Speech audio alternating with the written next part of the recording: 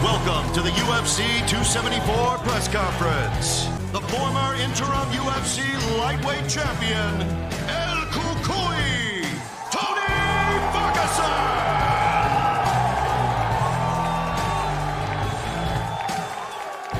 His opponent, the dangerous lightweight contender. This is Michael Chandler. Up next, it's a rematch 7.5 years in the making for the 115-pound title. First up, the challenger. Riding a 5-fight win streak, here is Carla Esparza. And her opponent, the reigning two-time queen of the strawweight division, the Rose Namajunas. In the main event, the UFC Lightweight Championship is on the line. Who's finished 20 of his 23 wins. Here is the former interim UFC Lightweight Champion, Justin, the Highlight Gaethje.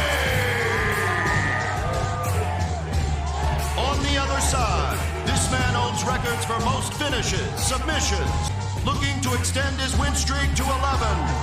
UFC Lightweight Champion, Charles Dubrox Oliveira! We are ready to go. I would imagine John Morgan has a hot microphone. Johnny, take it. Start with Charles, please.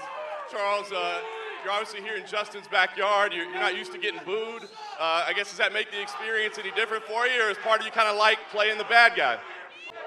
Isso faz parte. Eu tô pronto pro show. Eu nasci pra isso. Eu sou iluminado. Amanhã não. Sábado vocês vão ver um grande show. And Charles, of course, your doubters say that earlier in your career they've seen you quitting fights and they believe you still have the ability to quit in fights. How do you address people that say, they worry about your resolve in fights like this? Vocês não viram a última luta?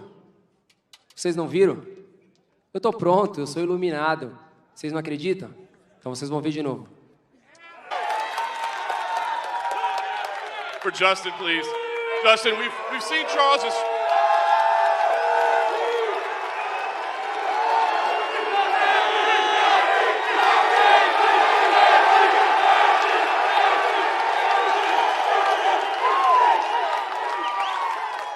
Justin, we've seen Charles' striking improve over the years, certainly, but I guess where would you rate his striking at this point, and do you believe he's going to be willing to stand a trade with you at all? This man's the champion for a reason. One of the best in the world, the champion right now. Can't wait to take what he has. This will be my biggest accomplishment. I will say it over and over. And Justin, clearly we've seen you in some physical battles over the year, but I wonder if this might be one of your toughest kind of mental tests, knowing that, you make one mistake with that submission game that he has, he can change everything. Any fight at this level is going to be mentally taxing. You have to be perfect. First one to make a mistake will end up in a bad position, and that's why I love this sport. It takes one shot to put a dude out, one position to fall in, one submission. It doesn't matter. I'm here for war. I wish we didn't have to talk about it because war doesn't involve talking. And here we are. Questions for Tony here at the end. I got an answer for it. Phoenix!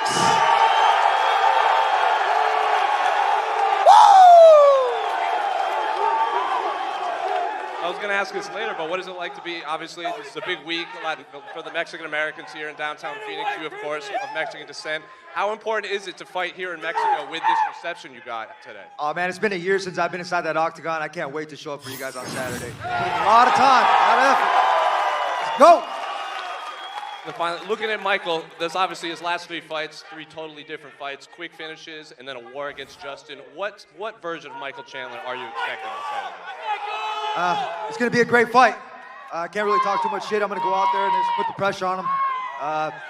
You guys are going to be entertained. I don't really want to talk too much and embellish on too much, but blades and shades, baby.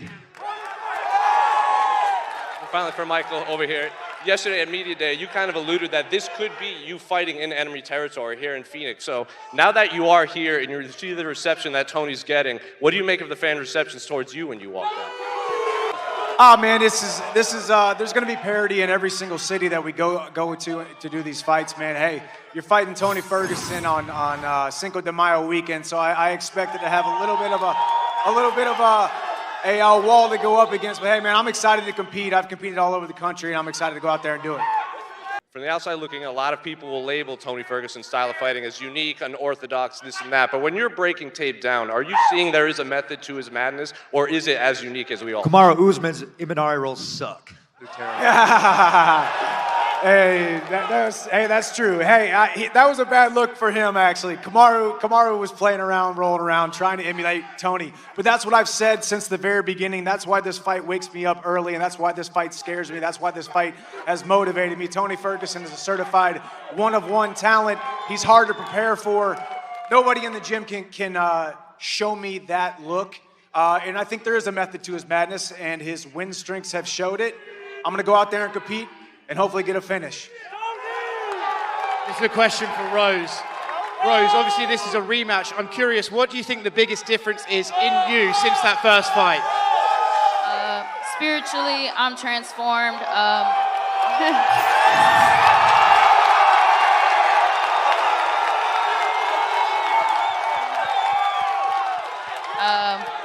Yeah, I'm so much more grateful and blessed in my life. My relationship with God is so much stronger. Yeah, and I just owe him everything, so that's the main difference. Do you see a lot of difference in her, or do you think she's still similar to the same fighter that you first fought? No, she's definitely better. I think she's got more muscles. I think she's stronger. I think she's technically a little bit better and more experienced. So I'm definitely taking her very seriously, more seriously than anybody I've ever taken. And for Carla, I'm curious, what do you think of Rose and her progression in her career since the first time you guys fought? I think Rose has come a long way. She was, pretty early on in her career when we first fought, only had a few fights under her belt, and she was still able to accomplish so much. For me, she's come so far and had a lot of wins, gotten the belt, and then lost and got it back. To me, that shows so much resiliency and so much growth in her game that 8 years later, we can still be here at the top fighting for the title. One more for Tony. Tony, you fought the guys in the main event, and I know that you still want to get in that title picture. Is there one you'd rather fight again out of Charles and Justin?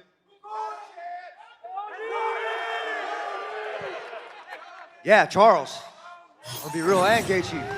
I'd like to fight every one of them, but I'm going to be real, not looking forward past Chandler. This is going to be a pretty lame conference for me because I'm really focused. I put all the time, I put all the energy in where I needed to be. I kicked myself inside that octagon this Saturday. I'm going to go out there and do my work, man. Justin, on that tip, I mean, you've been pretty much a bonus machine every single fight. You have lots of competition this time. Are you still confident you get one for this fight? Yeah, when you're in the main event, you have a much better chance fighting a guy like Charles. Someone has to give us 20 subs. I got 19 knockouts. Whoever gets the finish will get a bonus, guaranteed. This is for Charles. You're used to be the underdog and you feel comfortable with that. Now you're the favorite. That make any different kind of pressure? How do you feel with that? Cara, não faz tanta diferença. Eu vim aqui para fazer um grande show, vou lutar com um grande cara, um grande nome. Vamos fazer uma guerra. O importante é sair com a vitória no final de tudo isso. Question for El Kukui, Tony Ferguson. Shmo! See you, ninja. El Kukui, for all the adversity you face in your entire life, how would you categorize this specific moment in your UFC career? I'm having fun now. This is actually really fun. I'm excited. Phoenix is awesome. We went over there and played basketball. Question for the champ, Rose. You're someone who fought for the title, you lost. You got a second opportunity, you won. What's the biggest lesson you'd give to Justin Gaethje getting his second opportunity to fight for the belt? Just stay in the present moment and, just believe in your preparation. I mean, I've seen his preparation and I know that he's better than he's ever been. So I'm really excited to see him perform. Charles, você já luta no UFC faz mais de 10 anos. Eu queria saber, você nesse período todo, você pôde ver muitos campeões. Que tipo de lição você tirou dos legados deles e que você agrega para o que não fazer e o que você gostaria de que marcasse o seu legado? Olha, você nunca pode desrespeitar ninguém. Você tem que vir aqui como se fosse a primeira vez. em busca de um sonho, você nunca pode achar que tá bom. Nunca tá bom. Você sempre tem que querer mais, você tem que buscar mais. Respeitar, ser humilde, sabe? Respeitar o próximo. Esse é o meu legado, é isso que eu quero deixar. Eu nunca vou desrespeitar ninguém. Eu sempre vou aqui em busca de um sonho. Hoje ele tá vago. Amanhã ele é meu de novo. Esse é o time da coisa. This question's for Michael Chandler. Dustin Poirier said a few days ago that he will probably fight the winner between you and Tony. What do you have to say about that? I'm focused on Saturday night. Focused on getting through Tony Ferguson to see what happens next. I respect Dustin Poirier. We'll see what happens next. I don't really have anything to say about it. Hello, this is China Migu. Mr. Ferguson, we know that you practice Chinese Kung Fu like Wing Chun. So how does Chinese Kung Fu benefit your career as an MMA fighter? It helps bring me balance. More than anything, it keeps me slowing down, kind of makes me work on my technique more than anything, and the structure that it brings with it. Chi Sao all the time, and just making sure it's hand-to-hand, sticky hands all day. Thank you. And Mr. Oliveira, we can see you gain a huge muscle mass after your last fight. So can I assume you plan to finish the fight? Olha, eu tô igual um tanque de guerra, andando pra frente, crescendo, evoluindo. Eu quero vencer, não importa como, nocaute, finalização, eu quero vencer. Thank you.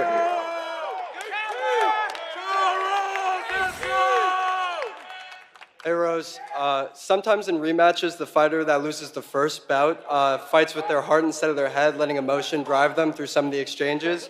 What are some things you do or tell yourself to stick to the game plan and avoid letting revenge cloud your focus? Just coming to peace and contentment with the past. You always got to be looking forward every day. You got to put your best foot forward. And then ultimately, it's just, I know so much time has passed since then. So, and really I have no animosity towards her or anything like that. It's always a fight against myself. And if I can conquer myself and control my emotions, there's nothing that can stop me. And Justin, while Charles holds a couple-inch reach advantage over you, he also throws a high volume of knees and elbows in close, as you showed against Poirier in his last defense.